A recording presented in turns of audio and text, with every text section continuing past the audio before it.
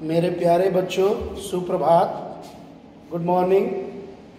इस लॉकडाउन में हम लोगों की पढ़ाई बाधित हो चुकी है, लेकिन आरपी सर के सफल प्रयासों के कारण मैं आप लोगों के समक्ष उपस्थित हूँ। आज हम लोग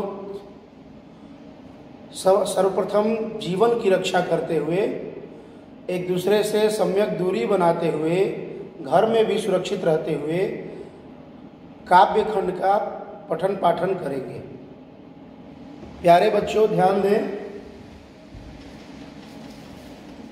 पिछली बार जब मैं पढ़ा रहा था तो दिगंत भाग 2 इस पुस्तक को खरीदने के लिए मैंने आप लोगों से कहा था।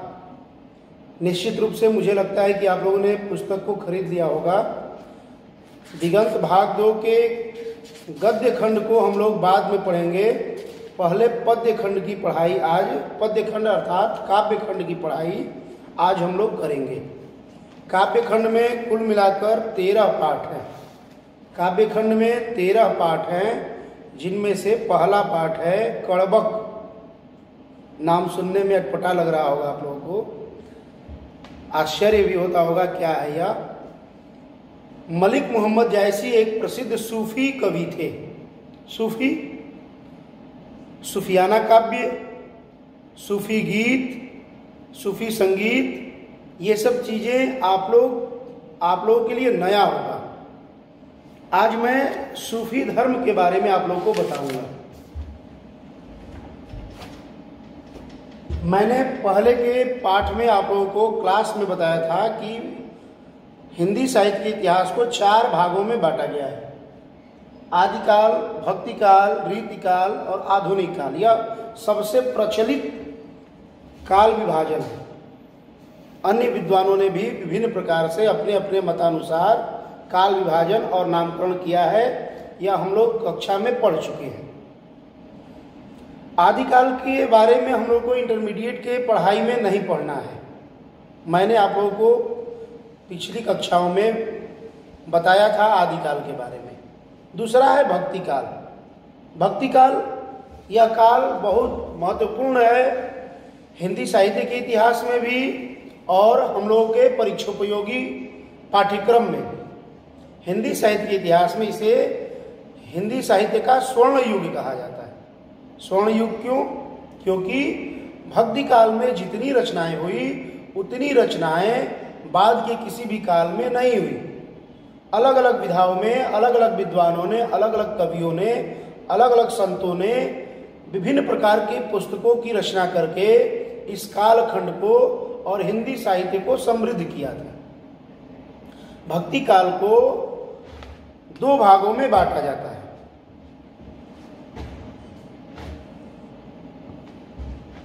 पहला है सगुण भक्ति काव्य और दूसरा है निर्गुण भक्ति काव्य। मैं आप लोग को बता दूं, हमारा वीडियो 3 खंडों में विभाजित होगा। पहले खंड में कवि परिचय होगा, दूसरे खंड में जो पद कड़बक हम लोग को पढ़ना है वह रहेगा, और तीसरे खंड में प्रश्नोत्तर रहेगा। तो पहला खंड अभी प्रारंभ हुआ है। भक्ति काल को सगुण भक्ति काव्य और निर्गुण भक्ति काव्य इन 2 भागों में बांटा गया है। सगुण भक्ति काव्य को 2 भागों में बांटा गया है। राम भक्ति शाखा और कृष्ण भक्ति शाखा।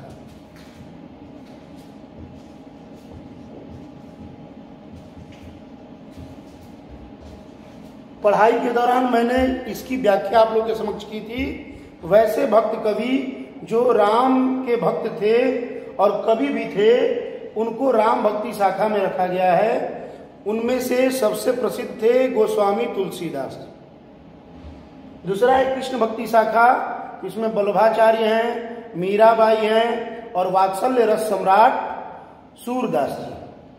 तो इस खंड की चर्चा केवल जानकारी के लिए मैंने की। दूसरा है निर्गुण भक्ति काव्य। निर्गुण भक्ति काव्य में पहला है ज्ञानाश्रयी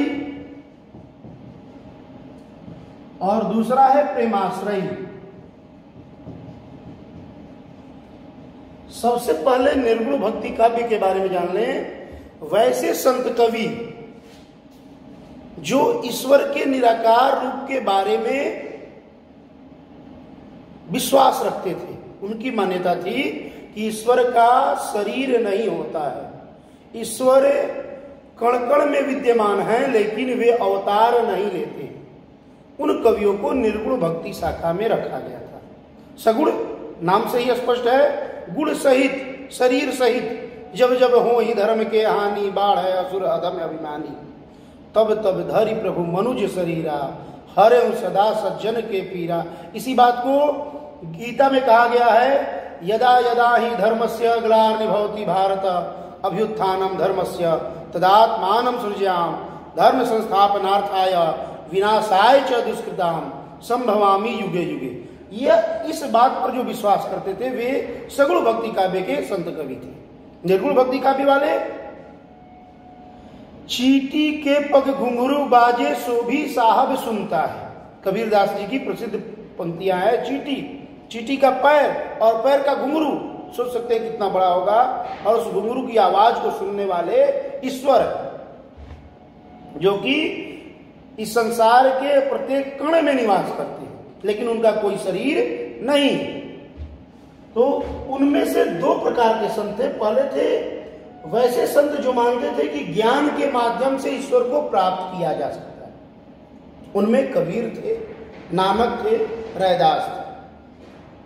प्रेमाश्रयी शाखा में वैसे संत कवि थे जो यह मानते थे कि ईश्वर को प्राप्त करने का माध्यम प्रेम है। यहां यह जानने लायक चीजें हैं कि मुसलमानों के आक्रमण से भारत की संस्कृति सभ्यता पर आघात लगा, यह एक अलग पक्ष है। भारतीयों को, हिंदुओं को जबरदस्ती इस्लाम में तब्दील किया गया, निश्चित रूप से यह अकाट्य सत्य है, लेकिन उसका एक अच्छा पक्ष यह था कि एक नए धर्म का प्रादुर्भाव हो रहा था और वह धर्म था सूफी धर्म।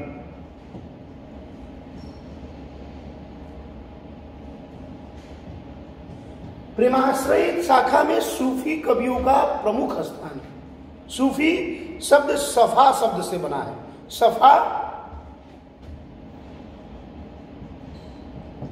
का अर्थ आप साफ से ले सकते हैं। साफ का अर्थ है स्वच्छ। ये संत कवि श्वेत वस्त्र धारण करते थे और वे हिंदू और मुसलमान दोनों के सम्मिलित रूप के संवाहक थे। इनकी मान्यता थी कि ईश्वर निराकार है, जैसा कि इस्लाम में कहा जाता है, हिंदू धर्म में भी कहा जाता है। ईश्वर का कोई आकार नहीं है। हिंदू धर्म साकार को भी मानता है और निराकार को भी मानता है, लेकिन इस्लाम यह मानता है कि ईश्वर का कोई रूप, रंग या अवतार नहीं होता है। तो इस्लाम धर्म के निराकार रूप को लिया गया है सूफी धर्म में, और हिंदुओं के या कहिए हिंदू धर्म के या कहिए सनातन धर्म के प्रेम को इन सूफियों ने अपनाया। ईश्वर निराकार है लेकिन उसे प्रेम के माध्यम से प्राप्त किया जा सकता है। उन सूफी संतों में प्रसिद्ध संत थे मलिक मोहम्मद जायसी साहब, जिनके बारे में आज हम लोगों को पढ़ना है। चूंकि वे जायस के रहने वाले, जायस एक नगर था, इसीलिए उनके नाम के अंत में जायसी शब्द लगा हुआ है।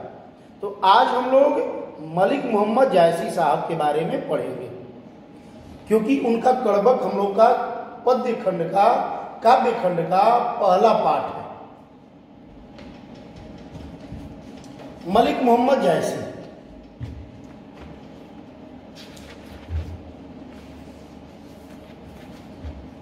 इसको मैं इरेज कर दे रहा हूं, आप लोग एक बार फिर से ध्यान से देख लें, आवश्यक हो तो उतार लें।